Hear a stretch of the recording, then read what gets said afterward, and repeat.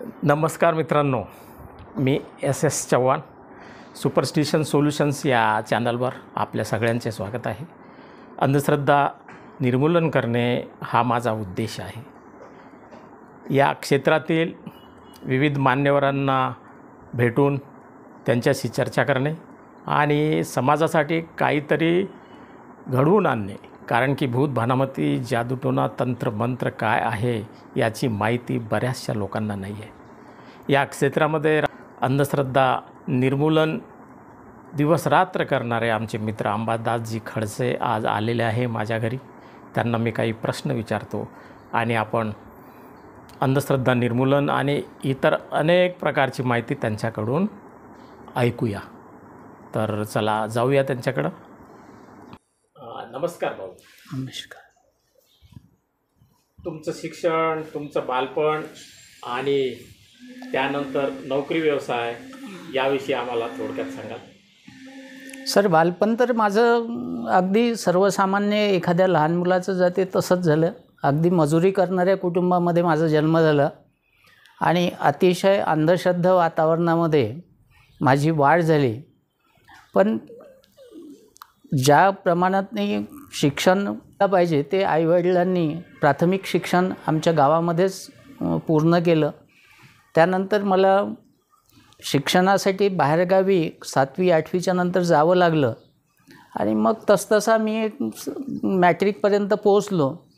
Matric झाल्यावर वातावरणात असं होतं की काहीतरी उद्योग व्यवसायाला माणूस लवकर लागला पाहिजे, यासाठी ITI करावा. म्हणून मी ITI करायच्या निमित्तानं अकोला शहरामध्ये गेलो आणि अकोला शहरामध्ये शिकत असताना ITIमध्ये सगळ्या गोष्टी करत असताना तिथेच प्राध्यापक श्याम मानव यांची 3 दिवसाची व्याख्यानमाला आयोजित केली होती आमच्याच कार्यकर्त्यांनी आणि त्याची माहिती कुठून तरी मला मिळाली आणि मी लगेच त्या व्याख्यानाला गेलो आणि पहिल्याच दिवशी असे पटापट झटके बसत गेले की आजपर्यंत जी काही माझी मनोधारणा होती आणि जी काही भीती मनामध्ये होती ती पहिल्या दिवसापासून निघायला लागली. आणि ज्या पद्धतीनं मी एकदम त्या 3 दिवसाच्या व्याख्यानमालेमधनं बदललो. 3 दिवसाची व्याख्यानमाला ऐकल्यानंतर एकदम प्रचंड प्रमाणात स्वतःत बदल झाला आणि मी माझ्या भूतकाळाच्या सगळ्या घटनांशी त्या व्याख्यानाचा संबंध जोडायला लागलो की मी लहानपणापासून कसा फसत आलो. कारण मी अंधश्रद्धा वातावरणात असल्यामुळे भूत भानामती मंत्रतंत्र जादूटोना करणी ज्योतिष्य बुवाबाजी आणि ते कानफुके गुरु करेपर्यंत ह्या सगळ्या गोष्टी आमच्या घरातच होत्या आणि आम्ही करत होतो. पण त्या व्याख्यानानंतर बदल झाला आणि मला असं वाटलं की आता आपण इथून वेगळी काहीतरी सुरुवात केली पाहिजे. आणि मग मी जिथे जिथे मानवसाहेबांचे कार्यक्रम असतील किंवा अखिल भारतीय अंधश्रद्धा निर्मूलन समितीचे जे कार्यक्रम असतील ते मी करण्याचा प्रयत्न करायचो आणि त्यातून स्वतःला घडवायचा प्रयत्न करायचो. मित्रांनो, हीच माझी शैक्षणिक रूपरेषा आणि तिथपर्यंत मी येऊन पोचलो. पण 10वी नंतरचं पुढचं शिक्षण हे मी यशवंतराव चव्हाण मुक्त विद्यापीठामधून खूप असा कालखंड गेल्यावर ग्रॅज्युएशन केलं आणि ग्रॅज्युएशनच्या नंतर पुन्हा सामाजिक अंग असल्यामुळे एका बाजूनं अंधश्रद्धा निर्मूलनाचं प्रबोधन मी गावोगाव करत होतो, शाळा कॉलेजमधनं करत होतो. आणि हे करत असतानाच ग्रॅज्युएशन झाल्यावर एक MSW नावाचा जो विद्यापीठात आपल्या अमरावती विद्यापीठामध्ये अभ्यासक्रम आहे तिथे ॲडमिशन घेतली. तर ते अर्धवट सुटलं. त्यानंतर मी LLBला गेलो. LLBचे 1 वर्ष 2 वर्ष कंप्लीट केले आणि तेही अर्धवट सोडलं. म्हणून LLB आणि MSW हे अर्धवट आहे आणि स्वतः मी ग्रॅज्युएट झालेला एक कार्यकर्ता म्हणून समाजामध्ये काम करायला लागलो. आणि नोकरी व्यवसायाच्या निमित्तानं काहीतरी कमावलं पाहिजे, काहीतरी केलं पाहिजे, ह्या सगळ्या गोष्टी होत्याच. घरचंही बर्डन होतं. पण ज्या व्यवसायामध्ये मी उतरायचो ते व्यवसाय काही मला साथ दिले नाही. काय 2-3 वर्ष अमुक करा, 2-3 वर्ष अमुक करा, या पद्धतीनं मी जगलो. मध्येच LICची एजन्सी माझ्याकडे आली. ती मी 5-7 वर्ष केली. त्याच्यामधनं थोडंफार पोटापाण्यापुरतं उत्पन्न व्हायला लागलं आणि आता जगण्याची एक साधनं निर्माण झाले आणि इथेच मी शिक्षण बंद केलं पण मात्र सामाजिक शिक्षण हे माझं अविरत आजही सुरू आहे आणि समाज प्रबोधनाचं कामसुद्धा सुरू आहे. फार छान सर. फार प्रेरणादायक तुमचा प्रवास वाटला सर आम्हाला, की अचानक माणूस कसा बदलतो आणि पुढे त्याची दिशा वैज्ञानिक दृष्टिकोनाच्या मार्गाने कशी जाऊ शकते हे आम्हाला समजलं थोडंसं इथपर्यंत. आता पुढचा प्रश्न हा आहे, तुम्ही असं म्हटलं की श्याममानव सरांच्या शिबिरामध्ये गेले, त्या ठिकाणी तुम्हाला वैचारिक खाद्य मिळालं आणि त्याच्यानंतर तुमच्या जीवनाला कलाटणी मिळाली. तर मला असं अंधश्रद्धा निर्मूलन समितीची देवधर्मविषयक भूमिका काय आहे? कारण की बहुसंख्य लोकांचा गैरसमज हा असतो की अंधश्रद्धा निर्मूलन करणे म्हणजे देवाधर्माला हे लोक विरोध करतात, मग ते आपलं ऐकतच नाही. पण त्याच्या आतील रहस्य काय आहे हे जर तुम्ही उलगडून सांगितलं तर फार बरं होईल. संतांच्या विचारांवर आधारित करतो. जी काही संत परंपरा आपल्या एकूण महाराष्ट्राला लाभलेली आहे ती आहे संत ज्ञानेश्वरापासनं तर आपल्या गाडगेबाबापर्यंत. या संत परंपरेचाच विचार एक पाऊल पुढे ठेवून आपल्याला या अंधश्रद्धा निर्मूलन समितीची भूमिका असल्यामुळे मला ती पटली आणि मी त्या दिवसपासूनच अंधश्रद्धा निर्मूलनाचं काम हे किती महत्त्वाचं आहे. कारण मी आजूबाजूला बघत होतो की आपल्या घरचे कसे फसतात, आपल्या आजूबाजूचे लोक कसे फसतात, मी कसा फसलो, याचे सगळ्या गोष्टीचे पुरावे मला मिळाल्यामुळे मी हे काम करायचं ठरवलं. आणि मग पुढची गेली 35 वर्ष, जसं मी पहिल्यांदाच सांगितलं की बचपन से अब तक 56पर्यंत तर मी हे काम करत आलो. साधारणतः 19-20व्या वर्षी मी जुळलो.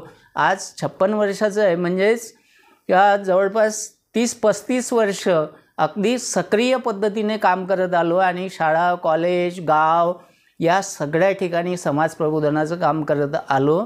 म्हणून बरोबर आहे सर, तुमच्या जीवनामध्ये ज्या गोष्टी घडलेल्या आहे आणि ज्या चुकीच्या आहे त्याचं रहस्य तुम्हाला कळल्यामुळे तुमचं जीवन बदललं आणि या समाजामधील बुवा, बाबा, महाराज, आपू, टापू, खिसे कापू, मुल्ला, मौलवी, फादर, पादरी, संत, महंत यापैकी 80-90% लोक ठग असतात, खोटे बोलतात. त्याचं रहस्य अनिसच्या लोकांना माहीत झालं. देवधर्मविषयक भूमिका तुम्हाला विचारल्यानंतर तुम्ही फार सुंदर उत्तर दिलं की देवाधर्माला आमचा मुळीच विरोध नाही आहे, परंतु देवाधर्माच्या नावावर सामान्य भोळ्या भाबड्या जनतेला हे लोक कसे मूर्ख बनवतात. विविध संतांचाही तुम्ही उल्लेख केला, त्यांचाही समाजाने आदर केला पाहिजे. फार सुंदर चळवळीमध्ये तुम्ही काम करता. आत्तापर्यंत 56 वर्ष झाले तुम्हाला, तरीसुद्धा तुमचा आवाज 25 ते 30च्या युवकांचा आहे. त्याबद्दल तुमचं अभिनंदन. छान तुमचा आवाज आहे आणि असाच तुमचा आवाज असू द्या. मूर्ती लहान आणि कीर्ती महान कशाला म्हणतात त्याचं प्रत्यय मला थोडंसं इथे येत आहे. आता पुढचा प्रश्न माझा हा आहे सर की भारतीय संविधानानुसार आपल्या देशाचा कारभार चालतो आणि त्या भारतीय संविधानामध्ये वैज्ञानिक दृष्टिकोन कोणत्या कलमामध्ये लिहिलेला आहे आणि खरोखरच त्याचा समाजासाठी किती उपयोग होतो याविषयी थोडीशी माहिती सांगाल आम्हाला. मनुष्य जीवन जगत असताना आपल्या सगळ्या मनुष्यांचा एक जो उद्देश आहे तो अधिकाधिक समृद्ध आनंदी या जीवनाकडे आपली वाटचाल व्हावी हा प्रमुख उद्देश आहे. आणि त्याच उद्देशाच्या माध्यमातून आपले जे महापुरुष होऊन गेले त्यांनी ज्या ज्या पद्धतीनं काम केलं त्यामधनंच जेव्हा आपल्याला स्वातंत्र्य मिळालं तेव्हा आपण एक स्वतंत्र कारभाराची घटना निवडली, त्याला आपण आज संविधान म्हणतो.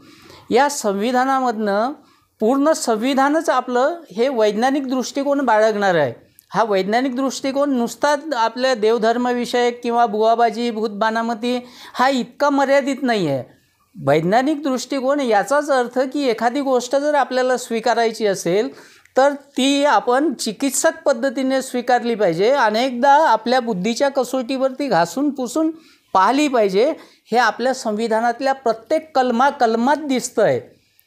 पण त्यातही उलट जेव्हा आपलं संविधान होतं तेव्हा वैज्ञानिक दृष्टिकोनाला जास्त प्राधान्य मिळावं म्हणून आपल्या संविधानाच्या कलम 51A(H) या कलमाखाली प्रत्येक नागरिकाचं कर्तव्य, आपल्या सगळ्यांचं कर्तव्य आहे की आपण वैज्ञानिक दृष्टिकोनाचा वापर केला पाहिजे.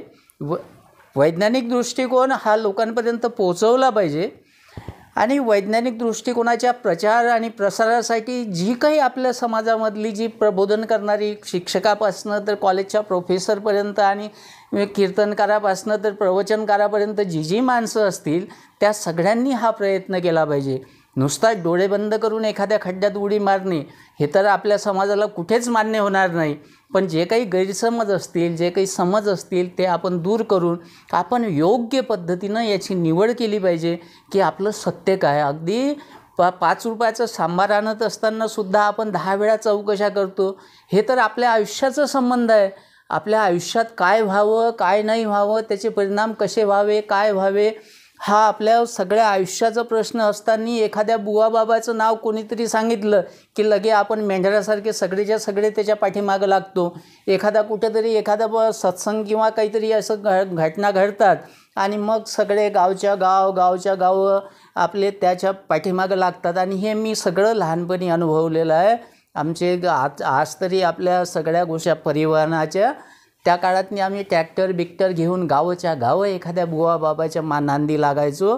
आणि आमचे आईवडील, शेजारी पाजारी हे सगळेच लोक. आणि यामधनं झालेली फसवणूक मी पाहिलेली आहे. त्या काळात मी अंधश्रद्धा असल्यामुळे मी वारंवार सांगित नाही, पण ते झालेलं आहे. तर मित्रांनो, आपण संविधान ज्याला कळतं किंवा संविधानिक पद्धतीनं आपण जीवन जगलो पाहिजे. आपण आपलं जीवन आनंदी आणि समृद्ध केलं पाहिजे. कारण संविधानाचाही उद्देश तोच आहे की आपण सगळे बंधुभावानं आणि समतेनं न्यायानं वागलो पाहिजे. हा जर संविधानाचा उद्देश असेल आणि तो जर आपल्याला सफल करायचा असेल तर आपल्या प्रत्येकामध्ये वैज्ञानिक दृष्टिकोन निर्माण झाला पाहिजे आणि त्याच्यासाठी आपण सगळ्यांनीच प्रयत्न केले पाहिजे असं मला मनापासून वाटतं. बरोबर आहे सर. बुवा बाबांच्या मार्गी लागून समाजाचा सत्यानाश झालेला आहे. पूर्वीच्या काळामध्ये तुम्ही म्हणत होतात की जिथे जिथे बुवा बाबांचे कार्यक्रम आयोजित व्हायचे तिथे आम्ही मध्ये बसून जात असो. आणि सत्यपाल महाराज चांगलं प्रबोधन करतात आणि भरपूर इतर महाराज जे आहेत त्यांच्यासाठीही तुम्ही जात होते, आम्ही पण जात होतो लहानपणात. परंतु आजकाल नकली बाबांचं पेव फुटलेलं आहे. तो बाबा स्वतःला म्हणतो की मी देवाचा अवतार आहे आणि त्याच्या पायाखालची माती घ्यायला लोक जातात.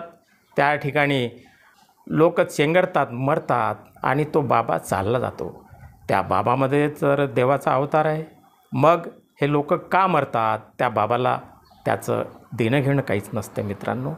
म्हणून अंधश्रद्धेची ही शोकांतिका आहे. तुमच्या आतापर्यंतच्या वक्तव्यावरून तुम्ही असं सांगितलं की भारतीय संविधानाच्या 51A(H)मध्ये वैज्ञानिक दृष्टिकोन, चिकित्सक बुद्धी, मानवतावाद, समाजवाद सांगितलेला आहे.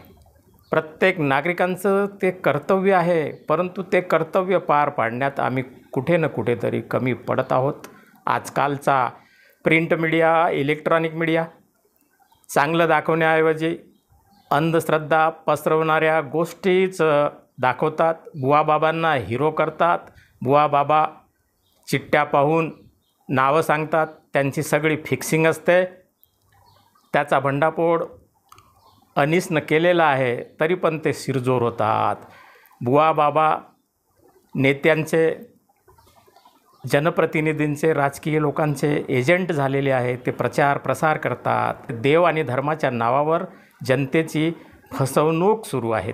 म्हणून तर्कशील व्यक्तींचं हे कर्तव्य आहे की समाजाला जागरूक केलं पाहिजे. जी गोष्ट आपल्याला पटत नाही ती मानली नाही पाहिजे. तथागत गौतम बुद्धांनी म्हटलेलं आहे की मी म्हणतो म्हणून तुम्ही ऐकू नका, मानू नका. तुम्ही पहा त्याच्यामागे कारण काय आहे.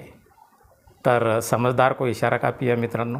आता पुढे वळूया आपण. अंबादास भाऊ, तुम्ही आम्हाला सांगाल की जादूटोणा विरोधी कायदा 2013ला बनला, त्याच्यामध्ये 12 कलमं आहेत. नेमके ते कलमं कोणकोणते आहे आणि खरोखरच जादूटोणा विरोधी कायदा जो अतिशय सुंदर कायदा आहे त्याचा प्रचार प्रसार योग्य प्रकारे होत आहे का आणि त्याचा प्रचार प्रसार कशा प्रकारे करायला पाहिजे. साधारणतः या क्षेत्रामध्ये काम करत असताना नक्कीच कायद्याची गरज ही सगळ्याच आमच्या बुद्धिप्रामाण्यवादी कार्यकर्त्यांना वाटत होती. कारण बुवा बाबा, मांत्रिक, तांत्रिक, हे ज्योतिषी, हे सगळे लोक समाजाचं इतकं शोषण करतात आणि त्यांच्या विरोधात कुठलाच कायदा नसल्यामुळे साधारणतः 1995पासून ही मागणी वाढत गेली. आणि ही मागणी होत असताना महाराष्ट्राच्या सरकारात 2-4 वेळा असे प्रयत्न झाले की हा असा कायदा निर्माण व्हावा. पण आता ते राजकीय सोयीनं ज्या राजकीय नेत्यांची खूप मोठी महत्त्वाकांक्षा होती त्यांनी तो कायदा घडवण्यासाठी उशीर झाला. पण गेल्या 2013 साली या कायद्याची निर्मिती झाली. अनेक लोक याला अंधश्रद्धा निर्मूलनाचा कायदा म्हणतात. याला अंधश्रद्धा निर्मूलनाचा कायदा असं म्हणतात, पण हा अंधश्रद्धा निर्मूलन कायदा नाहीच आहे. यात अंधश्रद्धा नावाचा शब्दही नाही आहे, म्हणून लोकांनी गैरसमज करून घेऊ नये. या कायद्याचं नाव आहे महाराष्ट्र नरबळी, अमानुष प्रथा आणि जादूटोणा विरोधी कायदा असं त्या कायद्याचं नाव आहे. त्याच्यामुळे अंधश्रद्धा निर्मूलनाचा संबंधच नाही. आणि नरबळी, या जगातला कुठला माणूस असं म्हणेल की आपलं लेकरू कुठेतरी कोण्या गुप्तधनासाठी किंवा कुठल्या तरी गोष्टीसाठी मारून टाकावं किंवा कोणीतरी पळून न्यावं. आणि अशा घटना आपल्या महाराष्ट्रामध्ये मोठ्या प्रमाणात होत होत्या. म्हणून नरबळीला आळा घालण्यासाठी या कायद्याची निर्मिती झाली. या नरबळीसोबतच ज्या अमानुष पद्धतीच्या परंपरा आपल्या समाजामध्ये आहे, एखादा माणूस कोणाची पूजा करत असेल, काही करत असेल तर त्या अमानुष प्रथा होत नाहीत. परंतु आपल्या जिल्ह्यामध्ये किंवा महाराष्ट्रात अनेक ठिकाणी अशा प्रथा आहेत की ज्या जीवाशी खेळल्या जातात. जसं आपण यवतमाळ जिल्ह्यामधलं पांढरकवड्याचं प्रकरण पाहिलं तर ती लोक एखाद्या सणाच्या दिवशी 2 नदीच्या काठावर जमतात आणि एकमेकाच्या गावातनी दगड मारतात आणि खूप लोक त्याच्यामध्ये जखमी होतात. ते ह्या जीवघेण्या परंपरा आहेत. त्याच पद्धतीनं बुलढाणा जिल्ह्यामध्ये ते तंबूगाड आणि मग ते खांब लोकांच्या अंगावर लोटून द्यायचे, या पद्धतीच्या परंपरा आहेत. किंवा आपल्याला तुम्ही अनेकदा पाहिलं असेल की पोतराज नावाचा जो माणूस आहे तो अनेकदा आपल्या अंगावर जखमा करून घेतो आणि त्यात त्याचा जीव जाऊ शकतो. म्हणजेच ज्या काही अमानुष प्रथा आहेत ज्याच्यामध्ये माणसाचा जीव जाऊ शकतो, फक्त अशाच प्रथांना प्रतिबंध बसावा म्हणून त्या कायद्यामध्ये तसा उल्लेख आलेला आहे. आणि जादूटोण्याचं गावागावामध्ये आम्ही जादूटोण्याच्या संशयावरून अनेक महिलांना आतापर्यंत मारलं, अनेकांना गावाच्या बाहेर काढलं आणि अनेकांची नग्नधिंड काढली. आणि या सगळ्या याच्यामधनं कुठेतरी आपली सुटका व्हावी. कारण करणी नावाचं प्रकरण कुठेही जगात अस्तित्वात नसतं, जादूटोणा नावाचं प्रकरण कुठेही जगात अस्तित्वात नसतं, पण कोणीतरी जादूटोण्याची भीती घालते किंवा कोणीतरी जादूटोणा केला म्हणून त्याच्यावर हकनाक नाव घेतलं जाते आणि मग त्या व्यक्तीचं जीवन जगणं हे अगदी त्रासदायक होतं. या त्रासदायक जीवनाचा कंटाळा येऊन अनेकांनी आतापर्यंत आत्महत्या केल्या. परंतु हा कायदा निर्माण झाल्यामुळे पहिल्यांदाच आपण असे अनेक जीव वाचवू शकलो. मी पूर्वीही काम करायचो, कायदा बनायच्या अगोदरही अनेक प्रकरणं मी हाताळली, अनेक महिलांना असा न्याय मिळवून दिला. किमान 2 जिल्ह्यामध्ये तर जी प्रकरणं झाली की जी त्रस्त होती की आमच्यावर कोणीतरी करणीचा आव घेतला आणि मग आम्हाला गाव सोडून जावं लागतं, या पद्धतीनं जी मला त्रास होत होता त्यांना न्याय मिळवून द्यायचं काम मी केलेलं आहे. आणि आता तर कायदाच आहे. आता असंही म्हणता येत नाही की कोणीतरी करणी केली, कोणाला तरी जारण मारण येतं, कोणाला तरी जादूटोणा येतं. नुसता इटसेल्फ एवढं जरी म्हटलं तरीही या कायद्यामध्ये शिक्षेची तरतूद आहे.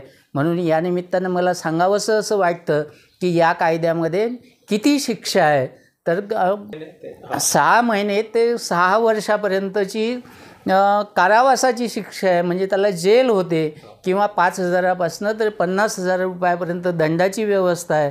म्हणून याच्यामधनं जर आपल्या गावकऱ्यांना सोडवायचं असेल तर त्यांच्यापर्यंत हे प्रबोधन गेलं पाहिजे, त्यांच्यापर्यंत हा कायदा गेला पाहिजे की जेणेकरून कोणाला सजा व्हावी. हा तर उद्देश आहेच नाही, पण समजलं पाहिजे की जर समजा एखाद्या बाईवर आपण म्हणत आहे की हा बाई किंवा हे माणूस कुठेतरी करणी करते, याला जारण मारण येते आणि तो जर प्रत्यक्षात पोलीस स्टेशनला गेला तर तुम्ही या शिक्षेला पात्र आहात आणि हा दखलपात्र गुन्हा आहे.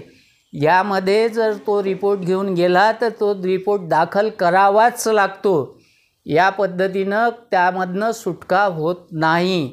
म्हणून सगळ्याच गावकऱ्यांपर्यंत किंवा जिथे जिथे हा आमचा आवाज पोचतो किंवा आमच्या सवंगड्यांचा आवाज पोचतो तिथपर्यंत त्या लोकांनी समजून घेणं आणि या सगळ्या गोष्टीचं प्रबोधन करणं ही तुमची आणि माझी सामूहिक जबाबदारी आहे असं मी समजतो करतो. हे समाजाच्या समृद्धी आणि आनंदी जीवन सगळ्यांना जगता यावं आणि संविधानिक जीवन जगता यावं म्हणून आम्ही हे सगळं काम करतो आणि हेच काम आपल्या संतांनी करून ठेवलेलं आहे.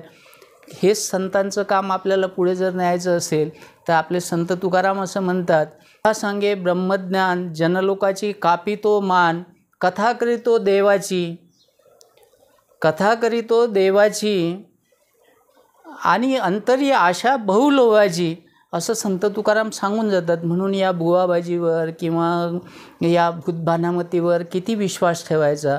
मित्रांनो, मला आवर्जून सांगावं असं वाटेल की आपल्या भूमीत झालेला गाडगेबाबासारखा संत की ज्याने अंगात येण्याला विरोध केला, ज्यांनी समाजातनी शिक्षणाची गंगा वाहत जावी म्हणून लोकांना संदेश दिला की बाबा रे घरचं जेवणाचं ताट मोडा, लेकराबायाला शिकवल्या बिगर राहू नका असं सांगणारा गाडगेबाबासारखा संत, तुकडोजी महाराजांसारखे संत आपल्याकडे निर्माण झालेले असताना जर आपण असे भयाडसारखे कोण्याही बुवाबाबाच्या नांदी लागत असू आणि तेही परप्रांतीय बुवाबाबांच्या, अरे अख्ख्या मला असं वाटते की अख्ख्या महाराष्ट्रात काय कमी आहे की गेल्या चक्रधर स्वामीपासनं, ज्ञानेश्वरापासनं, नामदेव, एकनाथ, तुकाराम आणि त्या सगळ्यांचा राष्ट्रसंत गाडगेबाबा आणि या सगळ्यांचं पूज्य दैवत पंढरीचा पांडुरंग आपल्या सगळ्यांसाठी उपलब्ध असताना आपल्याला परप्रांतीय लोकांच्या बुवाबाजीला बळी पडण्याचं कारणच काय?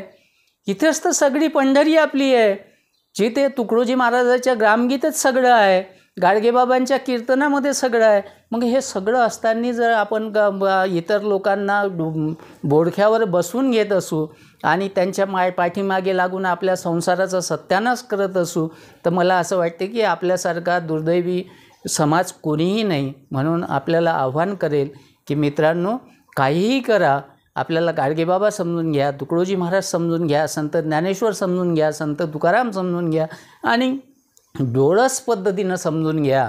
नाहीतर कोणीतरी हे कीर्तनकार, प्रवचनकार अनेकदा आता हे चमत्काराच्या माध्यमातून या सगळ्या संतांचं खोटं रूप आपल्याला सांगतात, पण खरं रूप संत ज्ञानेश्वरापासून आपल्यापर्यंत आलं पाहिजे. तर त्यासाठी आपण डोळस पद्धतीनं आपल्या सगळ्या गोष्टींकडे पाहता आलं पाहिजे. तर आज आपल्याला आदरणीय अंबादासजी खडसे, ज्येष्ठ कार्यकर्ते, अखिल भारतीय अंधश्रद्धा निर्मूलन समिती यांनी सुरुवातीपासून आतापर्यंत भूतभानामती, तंत्रमंत्र, जादूटोणा विरोधी कायदा, संतांचे विचार हे सगळं सांगितलं मित्रांनो. म्हणून आपला महाराष्ट्र हा पुरोगामी आहे. या महाराष्ट्रामध्ये एक से बडके एक संत आहे ते सांगून गेले आपल्याला. संत कबीर म्हणतात, आया था किस काम से सोया चादर तान, सूरत संभालले गाफिले, अपने आप पहचान. तुझं घरच नाही का तीर्थ रे, तू रिकामा कशाला फिरतं. राष्ट्रसंत सांगून गेले. गाडगेबाबा हे आपल्याला सांगून गेले की काय तुम्ही सत्यनारायण करता, चालले सारेच्या सारे बयाड भिलणे. देवी देवता कोणाच्या अंगामध्ये येत नाही, बुवा बाबांमध्ये कोणत्याच प्रकारची शक्ती नसते. ये अंदर की बात है दोस्तों. इसलिए बुवा बाबांच्या मागे लागू नका. अंधश्रद्धा सोडा.